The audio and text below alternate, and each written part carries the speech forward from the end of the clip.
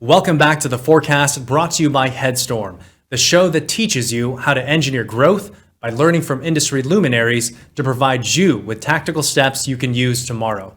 Hi, I'm Julian Placino, host of Headstorm Forecast. In today's forecast, cybersecurity expert Alex Cherones is joined by Arash Marzban. Arash is the Vice President of Product Development at Ag Resource Management. He is at the forefront of pioneering data-driven solutions aimed at some of today's thorniest issues. Today, he's talking about the productization of ransomware. He's also going to give us an inside look at his method for bringing trust and transparency to cybersecurity. Arash, it's an honor. Let's get started.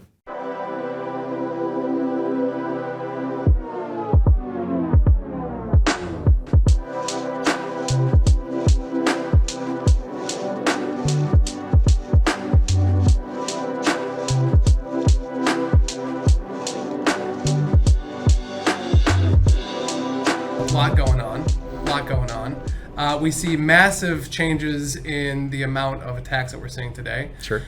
Chief, or shall I say, continue to be chief among them, happens to be ransomware as the most common form of attack that we're seeing right now. The most recent articles I'm reading are there's an attack happening every 10 seconds. Phishing continues to be the most prominent among them. And we're seeing a massive uptick based on the fact that there's the advent of ransomware as a service. Sure. You've got a lot of bad actors out there doing bad things for other people. And just like if I want to go to one of the cloud providers to buy compute, storage, you name it, I have the same opportunity nowadays to do that with ransomware. Is that right? That's right, and it's fascinating because if you think about how the economy worked beforehand, right, in security, it was an independent actor. The threats were different, and now you've got I would say the migration from folks that were at one point script kiddies that would pick up code and just play with it, right, and they've turned these into businesses, and so for them it's a cut. And I think the cryptocurrency market has made this even more complicated, where beforehand ransomware was more difficult to manage, but now with a little bit of clever planning, you can hide your tracks relatively well. And so hey, this business model has gone from extorting like a local business and ma and pa shop because of call it coverage or safety on the street corner to literally any company in the world can get hit by it. And the weakest point of entry is people, yep. Right? I mean, that's where these things start. One person clicks the wrong button in an app in a platform. I've seen employees at companies, and it's fascinating. Get hit or get stuck by the fact that they get a request from the CEO on their cell phone to buy gift cards because the CEOs at this trade or conference and need some things to hand out, and they go do it. You've done this several times. I've done it several times. Yeah. You have no idea. My entire retirement account's been drained by this mistake. So what it tells you is that if humans are the weakest point, that ability to identify that you're being duped, right? A con man does a great job from when in a restaurant or in a relationship or whatever it might be, versus now I can get a text message and be duped that easily. And depending on where I'm working with and what the culture of the company is, you might even feel that it's a normal request coming in. So it's fascinating. Yeah. Wild. So we took it a lot of places there, but yeah, it's insane. It's only going to get worse. So you talk about script kiddies. Sure. Give me a little bit more context on that. Yeah. These are the folks that kind of have prepackaged exploits and they just kind of spray and pray, as we say. Yeah. Talk to me a little bit about who they are, what they do, Sure. and some of the different actors. So it used to be something that was a little bit, novice or juvenile in nature. Now we're seeing that the bad actors evolve, they organize. Right. I'm hearing that there's actually call centers, and you can actually rate your experience with ransomware nowadays, right? Is that what I'm hearing? I love it. Yeah, I mean, if you think about it, it's productization, right? So in any context, you take technology, you take an interesting solution, and you convert it into a business, a repeatable business model. And that's what these guys have done. And you don't need to be an expert coder. You don't need to really understand how to get there. You're doing more social engineering with like a basic software package. Mm-hmm. And so when I use the term script kiddie, this isn't the guy who's like a nation state level trained by the US or Russia or some other country and understands like I can go build all this incredible tooling to go exploit people. This is the individual that's like, oh cool, I picked up a package that'll hold a system or a platform ransom, and now it's all about just me taking the right steps to socially engineer getting that package deployed in the company. And whether that's an email that I send and someone clicks on the wrong link or whatever it might be, right? Or I embed my code someplace else, there's other avenues, but it's fascinating, and so it's the productization of security threats, or call it hacking or whatever aspect you want to use. But it's a fascinating, I would say, kind of structure to it. But like you look at the drug industry, right, and the commercialization and scale that they employed and how they built up, let's say, a McDonald's level distribution system, but it was obviously drugs, not hamburger buns. And you look at the same concept and you say, well, okay, if the commodity's there, there's always people on both sides of the fence, good and those that are maybe ethically questionable, that'll create a business model out of it. And that's what we're seeing. And it doesn't take heavy skill; it just takes aptitude for business ultimately. So yeah. So let me get this straight. Pulling off ransomware attacks no longer requires sophisticated bad guys. Now, anyone who is a little computer savvy can just go buy a ransomware package. That's a combination that makes for huge ROI. Now, for our next segment in the forecast, what tactics and techniques are becoming commonplace among ransomware gangs and their affiliates? So you talked about a bunch of good stuff in there, I do do that often. I do want to focus on a few of them. So Sure. Carbon-based life forms, bad. Yeah, always. Terrible, Yeah, or the worst. we can tell. Yes, Yeah, it's a lot of history Yes. about that. Okay, so we're terrible. Number two, you talked about cybersecurity insurance. Sure. And so from the advent, really, or shall I say the popularization of ransomware, you've seen the advent of its counterbalance or attempted counterbalance. Sure. Being, hey, we'll insure you for any kind of damages. Right. But the problem that we're seeing nowadays is this whole term of supply chain hacking Sure. and supply chain attacks. Sure. And so one of the things that we're seeing now as it pertains to insurance policies is they'll actually say, okay, I want to go after you, but in order for me to do that, I want to make sure exactly how much you're insured for. And so what do I do? Well, I'm actually going to go after and find out, once I've compromised you, I'm not actually going to launch an attack at that point. I'm going to go find out, once I'm in your systems, who your provider is, who your insurance carrier is, and I'm going to go pop them next so I can better understand your coverage limits. Right. And then I'm going to come back to you and then pop you. Sure. And lock down everything. And then I'm going to come in $1, $100 under your policy limit. So if you take this war tactic, right, which is, it's been around for as long as I think humans have been, and I'm an odd fan of like feudal warfare, or especially like traditional Japanese history and culture. Yep, you're odd. And I am very odd. And it's fascinating. One of the attack tactics used back then, and it's used in the military even today, is the concept of I'm gonna tease and find the weak points, right? And if I can get in and if I can infiltrate, then I can potentially mimic, right, whoever I'm fighting. And what these guys are doing, just like you said it, is they're getting in, getting insight, getting data to create a bigger plan. Like their strategy isn't just pop company number one. Right. That was just a point of entry. Right. The insight is I need to learn about them, I want to gain insight. And every data point's more context of what else I could do, who else I could go attack. And if the outcome you're looking for is just money or control or whatever it might be, whatever cyber warfare kind of action you're trying to take, it all comes down to, in my view, the data sets that you can gather. So you get the context, like you said, from company one, you go to company two, and you start building the storyline. And what ends up happening is that the insight you get gives you new targets to go after, new companies to target that are higher value ultimately. And I think you touched on something that there's not a lot of coverage out there in the security world for, which is, what does your true supply chain look like, right? If you're looking at vendors and services that you have within your ecosystem, the only way you're managing them is locking them down. But you have an event where one provider who's providing data or providing services to many, which is very common, as you know, they get breached, then you've got a gamut of exposure, right? And the data set's the piece that matters the most. It's not even the loss. And oftentimes companies don't know for many days, like there's the dwell time metric, they don't know for a long time that they've even been breached, that data's been stolen, that something's happened. And normally they find out because something else happened, or their data shows up elsewhere, and like, oh my God, what happened? Let's go figure it out. So it's fascinating, but it's not always direct, to your point. It is indirect attacks. And then you have to think about the quality or the type of threat actor, right? So your basic ones to me are your ransomware deployment centers, if you will. Like you go to Costco and you buy I'll take the ransomware package number one, please, and let me go target these 3 companies. And then you've got the ones that are really sophisticated, and they're the ones who are building a strategic approach to dismantling. I don't want to say they're dismantling corporate America, but they're definitely taking a good swipe at it for the sake of benefit or gain, right? Right. There's a lot of money at play. And when we talk about benefit and gain specifically, it means different things to different people. So you've got a couple of different bad actor kind of personas that you've defined over the course of the conversation. So far, you've got script kiddies kind of on the low end and novice side. Then you've got kind of the most sophisticated being your nation states. And then you've got folks in between, like organized crime, like think about old school mafia. It used to be, you're going down there to get your protection money from the local pizza shop.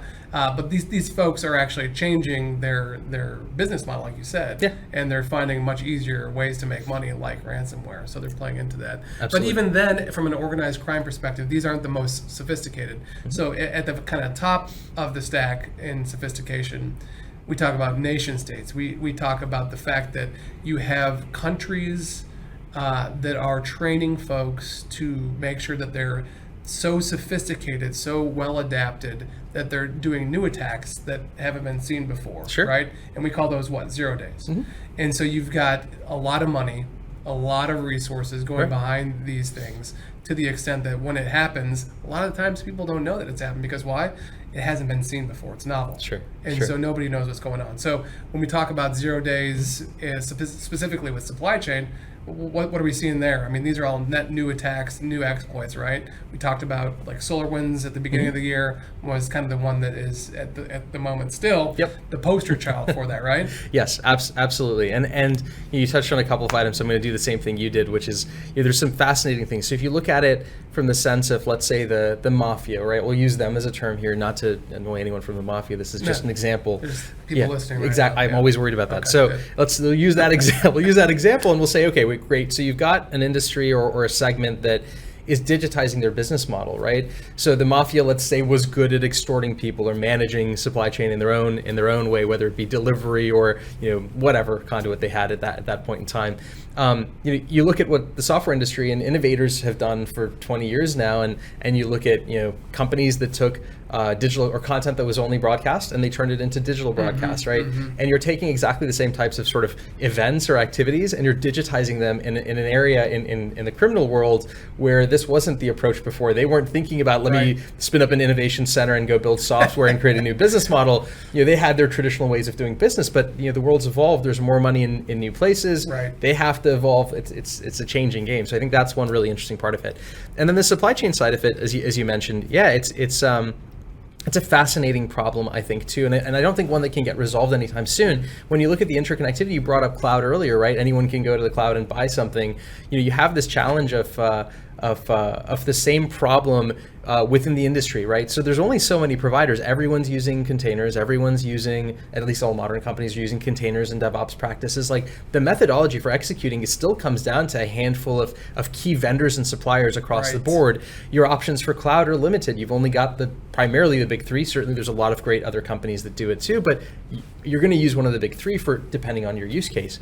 And the same with the software packages. Like there's only so many internationalization packages for your website or so many user survey packages for, again, your platform or your service or e-commerce platforms. Like there's only a limited amount, and we've seen a lot in the side of let's say like what is it? I've forgotten the name of it, but it'll come back to me. So your CMS packages, for example, like WordPress, right? Like those are always heavily exploited platforms because the people who go after that stuff know that, hey, 40% of the market or 60% of the market's using that service. So if I have a pathway in, I can get in.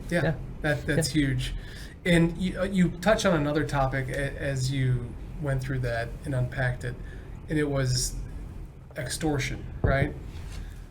Extortion in terms of ransomware used to mean you locked my systems down, you got me, I have to pay you in cryptocurrency, and you're going to call me if I express a desire. You'll actually call me and walk me through the steps to send you the money, so you give me back control of my files and my data. That was kind of like the olden days, and that was like single exploit. Then now we're seeing an advent of double exploitation, triple exploitation, quadruple exploitation, and effectively now what's coming on, they'll steal your data, lock down your systems, and say, I've now exfiltrated the data. It's not only Right. locked and encrypted, Yeah. but I've actually taken it from you now. Sure.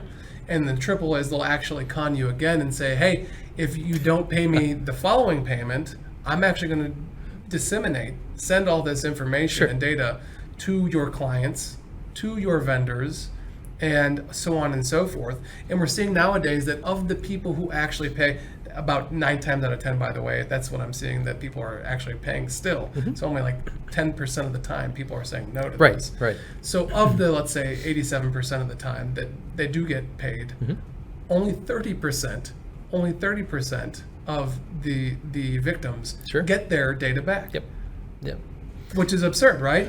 And so if I'm paying for something, oh, you the got same, me, yeah. gosh darn it, and I'm going to pay you because you just popped me. Sure. Only 30% of the time do they actually get the data back, right? Yeah. So what's the idea behind that? What do we do? What do we do about this? It's there's not a lot you can do. It's actually, I think, so when I look at it strategically, right, you see go to the national level, right, and you have people that get kidnapped in another country and get held ransom either by a gang or by another government or whatever might happen. And the U.S. always has this policy of I will not negotiate with terrorists, and Right. and it's in my opinion for a reason. The reason that you have to take that approach is that what happens is exactly what you see in the cybercrime community, which is you don't always get those people back. Like, unfortunately, it's a horrific outcome. One thing with your data that's more tolerable. It hurts the business, but it doesn't no adverse effect for human beings and families. But that's the same thing. That psychology is when you get into the loop of paying for it, which is what happens. It's easier Right. to pay. You can when you're held ransom in this sense, you don't really have an option. Your business is essentially flat or stopped, or it's at massive risk, and so you pay it. You don't know what else to do. The reality is, to your point, the percentage of people that actually get their data back and everything can kind of go back to normal is relatively small. For the person who stole the data or locked your systems down or deployed the ransomware, their goal is to get their money and leave. They don't really care about the business. They don't care about, oh, it's so nice of you. Thanks for giving them. I owe this back to you. You were so nice. Yeah. Let's transact here. Yeah. So you don't exactly have a ton of ethical Right. people driving that, right? Right. So, yeah. Right. Yeah. So not great people. Not great. Yeah, it goes back to the people bad, the carbon-based life form bad thing. Yeah, Bad. Yeah, and, that's right. And it's like encouraging bad behavior and reinforcing negative behavior, right? So It is. If you have little kids, hey Timmy, don't touch the hot stove. Well, what's going to happen if you don't tell them to touch the hot stove? He's going to go touch the hot stove and get burned. Okay, that's not good. So you're reinforcing bad behavior by saying, go ahead and do it again. Go ahead and do it again. Yeah. It's the same for, like if you have a pet, right? Sure. You want to make sure that you're going through the normal process and training to make better decisions ultimately right. in the end, right? That's right. And this goes back to the people element, right? The weakest exploit inside of companies is the human being. So that's why you see so many great companies and services popping up and focusing on cybersecurity training, validation. How do I train my employees to identify a phishing email versus another? And it seems Right. ridiculous because for most of our lives, phishing emails have been around in some form or another. But the fact that they're so effective still and so prevalent tells you what portion of the population doesn't really understand the complexity of it, doesn't know how to identify a phishing email, Right. how to check a link, how to validate that it's going to the right place or Right. not, or if the email Right. seems off or different, right? And Right. it's again, humans are the weakest component of that. The same way goes back to the business models of, let's say, I'll use the mafia for a horrific example, conning somebody into taking action, right? Or blackmailing somebody, right? Or holding their business ransom and demanding payment, whatever it might be. But it's the same business model just applied to a high-tech space. And Right. when you've got the statistic you shared, which is roughly 80% of companies paying out for it, that's very lucrative. So why wouldn't I create a new product and a new opportunity? And as you know, there's always the guy who leads it, and then there's the fast follow companies. Right. So you've got a lot of fast followers that are going to say this is a market and a model that I can adopt and get into. So yeah, it's never going to get better. It's really going to be truly, how well can you educate people? What tools can you deploy? What effective systems and processes can you put behind it? Sure. And monitoring to get there. Sure. And data and analytics ultimately, Yep. from at least the side of trying to detect and get ahead of it, right? Predictive analytics. So yeah. Over the last couple of years, the number of ransomware attacks has skyrocketed. Each and every one of those have been an opportunity for the bad guys to hone their skills. They're working on their tactics and techniques. They're improving their products. They're getting more and more sophisticated with every iteration. When they get into your system, they use their entry points to tease out relationships and weaknesses prior to encrypting your system. They want to know if they can turn one attack into many by breaching those connected to your systems. And they want to know how much you're willing to pay prior to sending a demand, often by checking your insurance policies. Even if you do pay up, only about 30% get their data back, and they're reinforcing the bad behavior in the process. And once you have paid, it puts a bigger target on your back. Now, attackers know you'll pay up. The best thing you can do is prevent an attack from happening in the first place. Next up in the forecast, we'll tell you what you can do to prevent a breach. You talked about tools, people, and technology there. Practice makes perfect. We've said this forever, right? An ounce of prevention is worth a pound of cure. Right. I think that was somebody back in the day. I forget who that was, but an ounce of prevention is worth a pound of cure. Sure. Was originally intended to be talking about fire safety and fire preparedness, and it has a lot of implication here too. I mean, it's the same thing. So if that still holds true, practice makes perfect. Make sure you're ready. We talk about incident response plans. Sure. We talk about having backups. We talk about testing backups on a regular basis. But to throw all that out the window for a second, one of the other big emerging themes that we're seeing nowadays as a defensive and preparation tactic is zero trust. You mentioned it before. Talk to me a little bit more about what we're seeing from a zero trust implementation perspective. You've got I put zero trust in the context of configuration management, right? And what you're doing is you're really configuring your network and your services to only allow the people that you have guaranteed or granted access to come into the system at the highest level. So, for example, I know you and we're gonna hang out or something, and I'm like, oh, Alex is safe, let's let Alex in. Nobody else can come in, so they might not even know where the front door is, to oversimplify it. And that zero trust model at the high level concept is very powerful. The problem is managing the configuration for that type of deployment, whether it be a cloud or cross-platform, cross-service, is complicated. And again, the human factor is at play. So you see so many tools, the cloud security posture management tools that were extremely popular, and there was a big explosion of them, and many of them got acquired 4 or 5 years ago.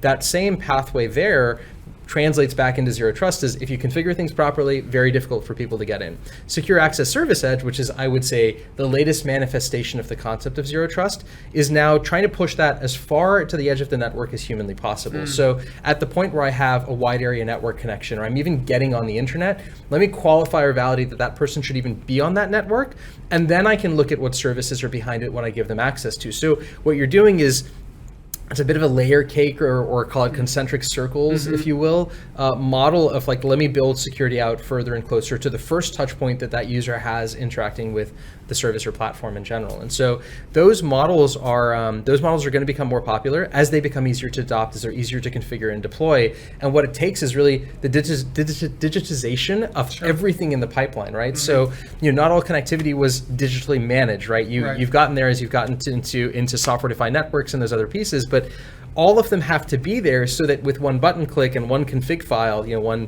YAML file or whatever it might be, I can call it push this deployment or this model out all the way through it. So it's going to take time for companies to get there. Right. It's just like, when Agile was becoming popular in the early 2000s, or being well defined, I would say, you had early adopters and you've got late adopters, and you've got companies still trying to figure out how to do Agile software development or Agile product development. And the same is going to be true for the tech space. The only difference is it moves faster than process-driven actions, right? So new tech will be out, someone will build a new tool, someone will build a new exploit, to the zero-day concept and conversation we had a second ago. It's extremely complex. It's from that standpoint. The best pathway is staying ahead of it, right? So companies that can be proactive, plan for it, good training, look at configuration, look at the human side of all of it, probably have the best shot at staying safe. Practice makes perfect is the punchline there for the carbon-based life form. That's right. Zero trust, not just your wife's general perspective on what you're up to on a daily basis. Yeah. One of the things you touched on in there also was passwordless. Sure. So as we all sit here today, we've got 18 million passwords, and then password complexity from a policy perspective continues to go up. And we try to adapt to that. And I know you still write everything down on a Post-it note and hide it underneath your computer. Normally, right? yeah. I just actually leave it on my desktop. Right. Yeah. That's the easiest way. Yeah. Right, exactly. Right. So, assuming that's not a great practice, and we're talking about passwordless, what the heck does that mean? How are we even envisioning a passwordless access? Sure. It's the concept of authenticating, right? So if I know that a certain device or behavioral pattern is allowed to get onto my systems versus a behavioral pattern or a device that isn't, then I don't necessarily need a pattern, or I don't need a specific password to block me from getting in. I can instead try to use that analytics view of the world. So I'll simplify. There's a couple different approaches to it. There's one that I think has the most merit, which is behavioral analytics. So you use your phone, you browse certain apps. If I install an application on top of your phone, right, your Android or iOS phone, and I kind of get an idea of how you generally use your phone, and I authenticate you leveraging that, so your behavioral patterns on the phone and usage are common to, let's say, Alex using that phone, then I know that more than likely, not always, but more than likely, it's you using the device. And so if you try to get onto a service, and I've said, oh, look, now Alex has taken the normal pathway of getting on. He hasn't done anything weird. He's in one of his typical IP address ranges. It's either his house or his office or his car, or he's dialed in from the airplane or whatever it might be. I can create a service that allows for passwordless authentication. And there's, again, different models and approaches that you can take when you look at these services. And it's interesting, you bring up the password challenge, right? So ignore the fact that I write my passwords, in dry erase marker, or if I write them on a sticky note. LastPass got hacked, if I remember correctly. If not, I know one of those password services has. Right. And that tells you something, that even if it's encrypted, even if it's a password-based service or a storage where we all feel good about it, it's likely to be exploited at some point or another. Right. And so the thing that's very difficult to exploit, though, is people, location, environment. So for someone to access a service from inside my house when I have at least my network locked down pretty well, someone really has to be targeting me specifically, or really looking for a pathway to try to get in, that they're going to come and try to spoof that logical pathway, whatever. And it's not just those three; it's those three in a single moment in time. That's right. That's right. It has to be those elements, right? It's the activity-based key, right? Like I know you were a big nerd and had a treehouse as a child and used to not let people in because you were mean. I still do, actually. That makes sense. And so if you think about that concept, if you don't have the secret passphrase or the secret handshake to get in, you're not. Yeah, you're out. You're out, right? So, and that's okay. It makes services more difficult to get into potentially, but for normal users, they won't. They won't really notice much of a difference. They'll just see enhanced security and actually better ease of use, right? For call it non-malicious end users. I love it. Yeah. I love it. Behavioral data has informed so many different industries, from retail to marketing and beyond. But now we're seeing it make inroads into cybersecurity. The good guys are using it to ensure you are who you say you are, and keep others from accessing corporate systems, even if they happen to have your credentials. With the right security controls in place, an attacker has to mimic your behavior and have access to a trusted device on top of having your credentials. The Forecast's next segment will give you a sneak peek into a productized real-time ransomware attack by our Headstormers. We talked about moving from ransomware to ransom operations. Think of these as your true operations groups. Think of these as just companies in Eastern Europe, in Russia. That's who's running this. I mean, they even have support systems. They're going to help you, and you'll be able to talk to a live person to help. Hey, I don't know how to pay the Bitcoin. They will talk you through it. It's pretty amazing. There's literally a phone number, and you'll talk to someone. Yeah. And they're like, oh, it's easy. Just click here, do this. Yeah. Set up your crypto wallet. Just transfer it by clicking this. Yeah. This is literally how sophisticated it's become. Yeah. It's like, oh, this is a great experience. Yeah. It's been a good customer experience. I mean, I just paid $4 million, but hell, this is better than calling the utility company. They're on the dark web. There is there's like a rating system, and they're like, Revo got like 4.5 stars for customer service. May's got 5. It's actually quite hilarious to see all this go out. But again, we're shifting to ransom operations. We're getting away from your single script kiddies, your guys that are just doing it for the lulz. We're getting it more into where it's become a business. So now, y'all want to see some drum roll, please? Yeah, let's do some fun stuff. Okay. Yes. Let's see here. Let's see. There we go. It actually worked. So look, this is live. This is not a fictitious thing. This is, by the way, this is a secured virtual machine that has zero connectivity anywhere. Do not try this at home, please, or on our network for that matter. So accounts payable just got a urgent payment invoice from Adobe. Okay, let's see here. I know Adobe. Yeah, Adobe. Yeah, the company Adobe. Yeah, that's right. I should click it. So, do it. Look at this. All right, let's. But you won't do it. Oh, he did it. Okay, well, look at this, guys. Doesn't make any Okay, sense at all. hang on. What's going on? I don't know what this means. Yeah, just hit the. What is this? Yeah. Okay, well, I need to enable editing, of course. Okay. yeah. Well, wait. Macros have been disabled. Oh, well, I have to enable the macro because the data macro is it's not. makes sense. Okay. Yeah. All right. Cool. We'll see. Uh-oh. Uh-oh. Uh-oh. Uh-oh. Oh, That's no. not my desktop.